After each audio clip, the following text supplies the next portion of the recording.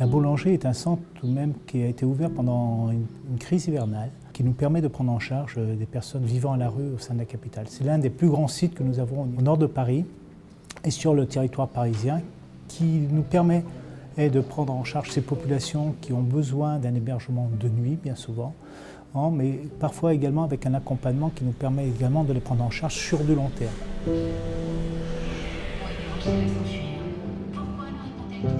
Le centre d'hébergement d'urgence, la boulangerie, assure l'accueil et l'hébergement de 386 hommes isolés, orientés par le 115. Auparavant, jusqu'en 2020, on accueillait les personnes simplement à la nuitée. Comme vous voulez. Mais si vous voulez rester, vous pouvez rester. Non, non, c'est ma chambre ici.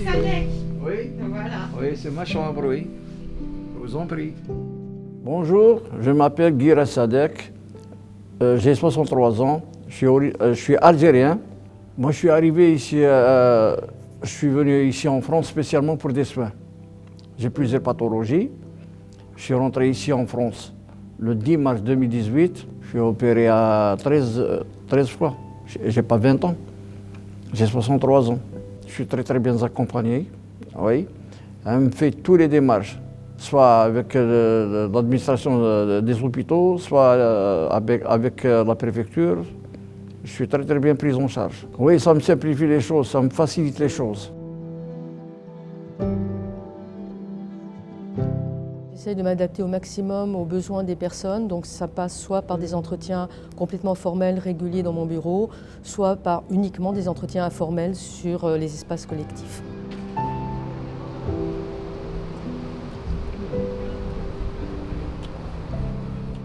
Ce qui m'a motivé à travailler chez Adoma, c'est d'abord l'humain. C'est la proximité envers les autres, travailler pour les autres et être avec ces autres-là. C'est ce qui m'a motivé. Si je devais dire à quelqu'un qui ne connaissait pas Adoma, ce que Adoma fait au quotidien, pour moi, c'est redonner sens à la vie des personnes. Je trouve qu'Adoma est génial, Adoma est bon, les gens sont gentils, nous sommes ensemble frères. On travaille sur le lieu de vie des personnes, du coup il y a aussi beaucoup de temps informel qui se passe sur le quai, au sein des parties collectives, des réfectoires. Le midi on est aussi au repas, donc ce qui permet aussi de tisser un autre lien avec les personnes que dans le bureau de façon plus cadrée. Et c'est vrai que lors de temps et de discussions informelles, il y a des choses qui peuvent aussi se dire et qui ne se disent pas forcément dans le bureau.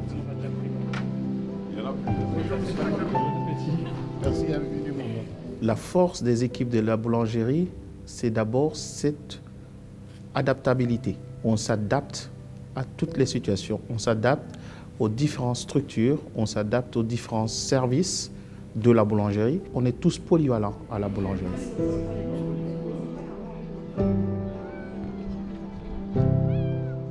Je m'appelle Perna Paman, j'ai 69 ans, j'ai origine du Guinée-Bissau. Moi j'ai des connaissances, les gars qu'on habite ici, c'est des amis. C'est des frères aussi. Je prends des frères, surtout le directeur. Il est très gentil. Ce monsieur-là, Oui, très gentil. Il me dit toujours n'a pas mal, je lui dis Charles. Je le serre la main quand je sors, je le vois, je le salue, je salue tout. Parce que c'est le respect. Comme il m'a donné le respect, je lui donne le respect. Il est très gentil. Mais je ne voulais pas qu'il quitte ici. Je voulais qu'il reste. Mais néanmoins, il est parti. Mais ce n'est pas grave, il revient ici souvent. On est en face des gens qui sont, je dirais, en grande difficulté et puis qui arrivent de tous les horizons. Je m'appelle Derek Gibril et je suis burkinabé. Pour moi, il n'y a pas de problème. Toutes les choses que moi je ne connais pas, c'est lui qui m'a aidé. Par exemple, les papiers, lire, faire ça, moi je ne connais rien. C'est lui qui fait tout. Ouais. Ah, tu ne m'as pas cherché. Ah, mais si. J'avais déjà donné le programme. Le travail qui est fait par Adoma aujourd'hui est tout de même assez complexe, hein, parce que prendre des personnes qui sont fortement précarisées, se trouvant à la rue, avec des addictions, des problèmes de santé. Alors les défis sont de deux ordres principalement, les problèmes de santé des personnes qui sont de plus en plus nombreux et les personnes qui sont sans titre de séjour. Donc il y a tout un accompagnement pour amener aux soins ou pour réussir à amener la personne à avoir un titre de séjour. Donc les moments plus significatifs pour moi au sein du CHS ont été malheureusement les décès qu'on a pu rencontrer, car à chaque fois on est obligé de s'interroger pour savoir si on aurait pu les éviter dans le cadre de l'accompagnement. En 2016, j'ai assisté impuissamment au décès d'un berger suite à une crise cardiaque. Malgré tous les efforts qu'on a pu faire, malheureusement on n'a pas pu même avec la présence des pompiers, on n'a pu rien faire vraiment pour...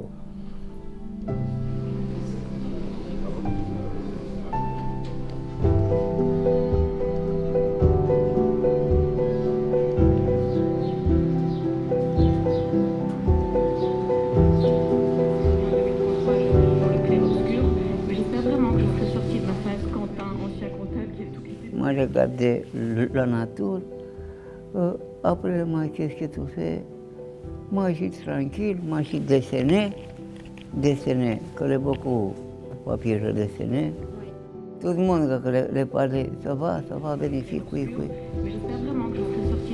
On a une action collective qui se passe tous les lundis, sous forme de goûter, des moments conviviaux comme ça.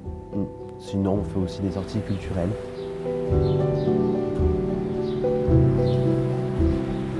Et au mois de juillet, il y a des sorties à la plage. Donc on est parti à la mer à 2 reprises, une fois à Étretat, une fois à Deauville. Et ça a été une très très belle journée, on a eu des retours très positifs. C'est vrai que ça faisait un petit moment un peu vacances et très sympathique pour les personnes qui n'ont pas forcément l'occasion de beaucoup quitter Paris. Et surtout pour faire une sortie qui ressemble un peu à des vacances. Donc les années faisant, on est arrivé à l'année 2019 et nous avons pris collectivement avec le préfet de région, Michel Cadot de l'époque, et Marc Guillaume et la directrice de cabinet Magali Charbiano, la décision de pouvoir pérenniser ce centre d'hébergement sur lequel nous avions de forts besoins au niveau de notre territoire parisien et nous avons décidé de pouvoir l'humaniser. Il est vrai que ces dortoirs de 100 places ne permettaient pas de prendre en charge correctement ces personnes.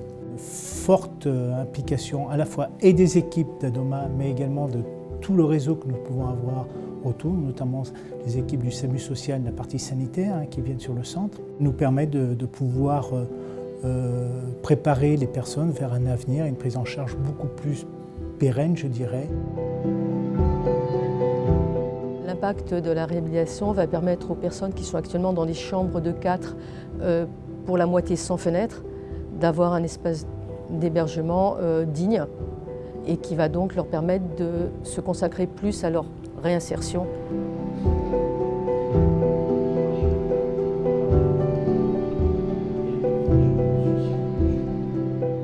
Oui, justement, ça me fait plaisir, oui, parce qu'ici dans les chambres, il n'y a pas de fenêtre. Ah, oui. Et ils vont rénover le site là, ils vont faire des chambres à 2. Et en plus, il y a des fenêtres. Il y a un manque ici, il manque que les fenêtres. Oui, bien sûr, on attend avec impatience. C'est une joie. Les services de l'État, la préfecture de région et l'ADRIL ont travaillé de concert, d'une part avec la collectivité pour pouvoir les associer à la démarche, parce qu'il était vraiment important que nous puissions travailler avec la collectivité de Paris sur le projet d'implantation sur du long terme d'un centre d'hébergement de forte capacité sur cette parcelle de terrain, mais également avec nos collègues des autres services de l'État, la direction des finances, les France Domaine, pour pouvoir faire en sorte que nous puissions mettre à disposition sur du long terme ce site qui nous permettra de faire des travaux et d'humaniser et faire en sorte que les gens se trouvant à la rue puissent trouver un site qui soit adapté à leurs besoins.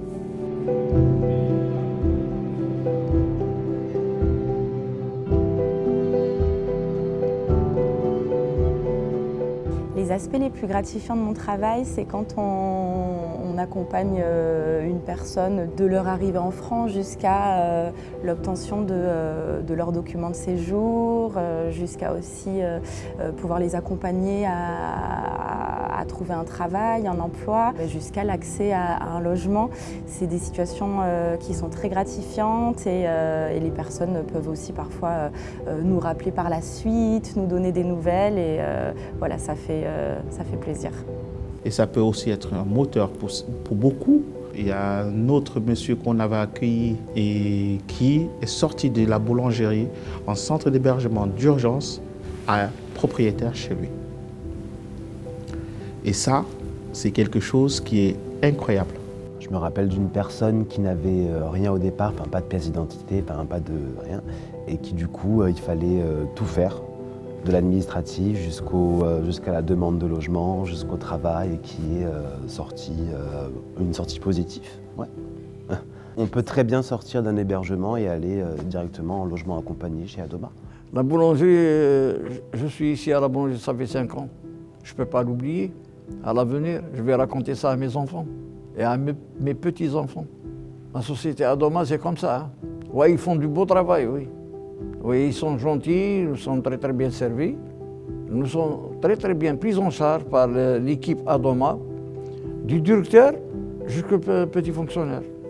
Et oui, les travailleurs sociaux, nous sommes très très bien pris en charge. Quand je me lève le matin, je me dis, aujourd'hui, je vais faire quelque chose de bien à quelqu'un aujourd'hui.